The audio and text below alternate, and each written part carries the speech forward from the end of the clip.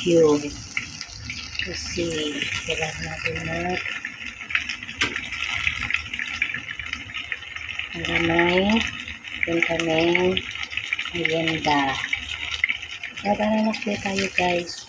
Hindi na nasukan ko kasi para hindi siya masyadong oily. Maganda na apoy. Ayan. Sarap yan. Banana cue. Ang galing sa Pinas na saging ko. Banana cue. Ang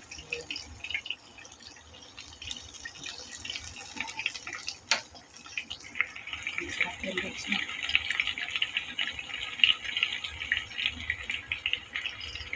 Ito maliit ko lang din yun. Sige.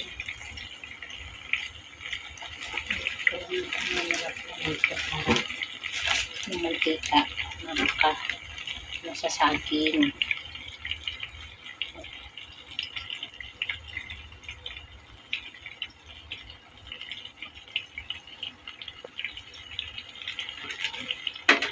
Matamis na rin naman yung saging.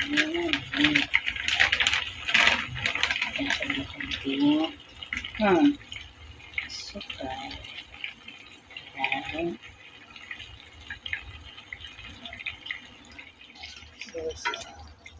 Para ang banana cue natin maluntok talaga. Dahan-dahan lang ang apoy para sa aming banana cue.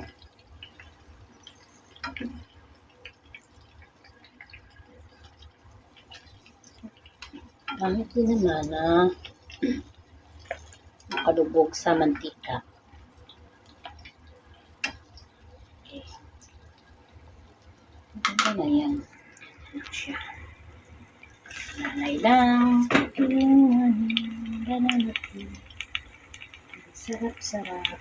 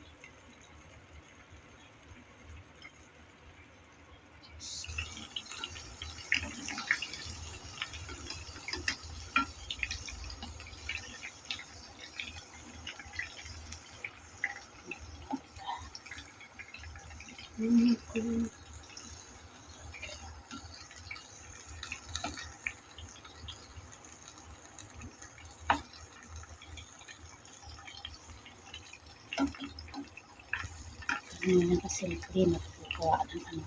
para yung hindi masyadong malata at saka hindi masyadong maging oily. Yung iba kasi na saging, yung iba kasi pag naggawa ng pananakit ng paninda, kaya paminsan parang dami asukal, dami yung yan, kasi nagawa nila, nakalubog yan sa mantika. Kaya masyado siyang oily. May pang bahay lang naman. Nabidyo ako gaga ng akin na. Habang nagluluto ako, binibidyo ko. Kasi gaga, ano ko ba yan?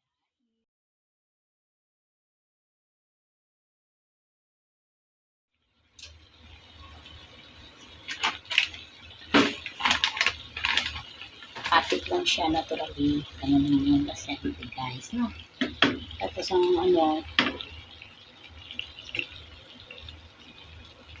para hindi masyadong malata ang saging. Kasi kung minsan guys, diba makikita nyo sa mga binibinta, yung saging kahit hinog na siya, pag hinog na siya, masyado siyang malata. At saka parang nakikita nyo guys, diba, yung katawan ng saging parang nangingintab. Kasi masyadong yun sa babad sa mantika. Kasi ang ginagawa nito dyan guys, pag hindi masyadong yung mantika, yung saging nakalubog talaga yan at nakalutaw sa mantika. Ito naman bahay lang yung bahay din. Homemade cook. Parang kakain nila natin pang merienda.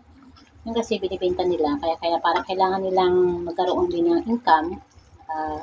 Doon sila ng tubo, kailangan nilang gawin yun. Kasi yung mantika na yun, ulit-ulitin nila yun. Minsan, 3 beses, 4 beses bago nila ipapalitan. Ganun lang yun. Kasi syempre paninda yun eh. Ito naman, bahay lang eh. Saka merienda lang. Personal use only. Ano lang yung kasi. Saka ayaw ko kasi na masyadong mamantika. Kaya simple lang. Ano yung kasi nito guys. Nanakit ko lang. Ayan.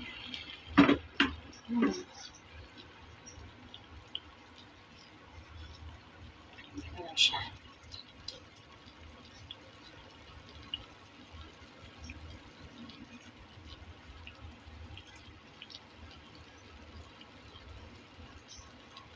Ano siya kasimple guys, no?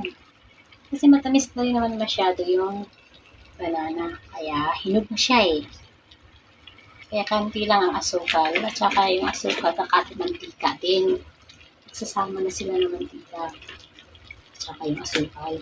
Tapos saka siya kakapit sa saging. Kaya pag kuminsan, pag pinakain mo, sarap na sarap tayo. Pero dapat alam, hindi na good sa health natin. Hindi na siya healthy. Kaya kuminsan, kailangan din natin i-balance ang ating kinakain.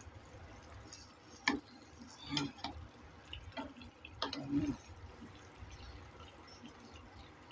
Ayan, gano'n lang siya. Gano'n lang guys. Ang asawa ko guys, nasasabi, lagyan ko ng kaunting asin. Para malat-alat ng kaunti at matamis-tamis. Sabi ko sa asawa ko, masarap ito pag hindi na masyadong matamis ito eh. Kontrolado ang asukal.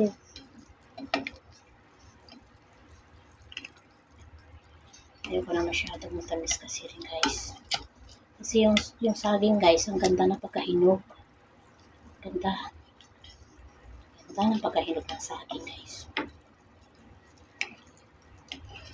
Ang asukal, tingnan mo yung asukal guys. So, yan, ganyan lang siya. Kakapit lang siya ng kaunti. Yan. Hindi talaga nagme-melt yan. Ganun lang kasimple yung ganyan. Maano siya. Diba guys? Kaya parang ang nun, balance lang sila. Yung tamis ng saging at saka tamis ng asukal.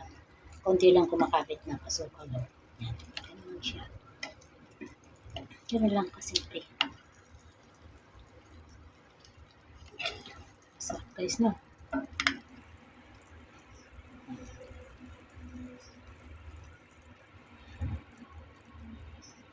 Yan na guys.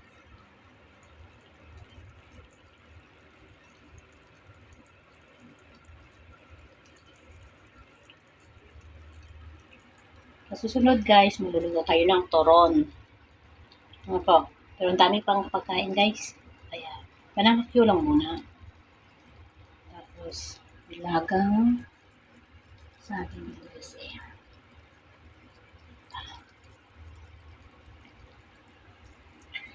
Malapit na tayo guys.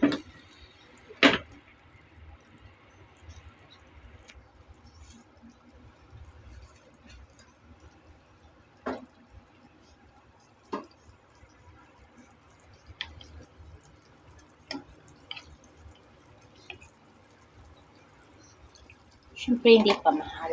Sasayang pa siya. Yan. Tingnan mo naman paggawa ko. Yan.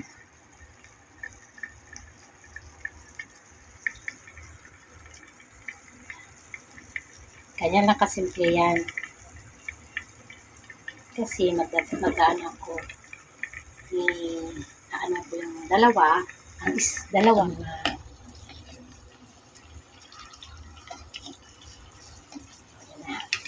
saka natin pagdahan yung ano. Yan na. Okay na siya guys, no?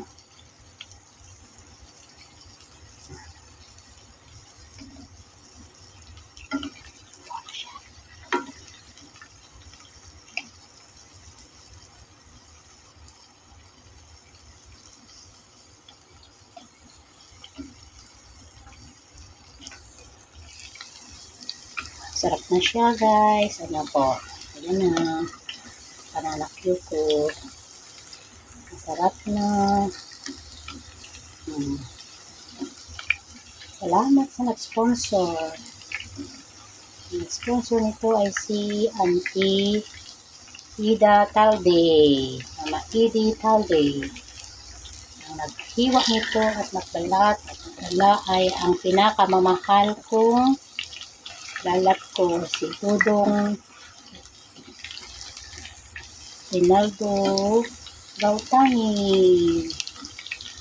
Siya, at saka ang nagdala papunta dito sa HK ay si Torcab Padano.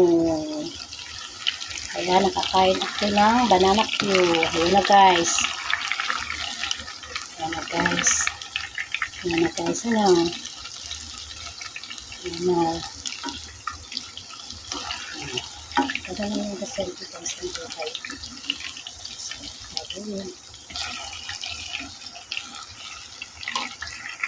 Ayan na kanila. Ayan na. Guys, tara na. Kain na tayo. Ayan na, ayan na, ayan na. Ang sarap-sarap talaga.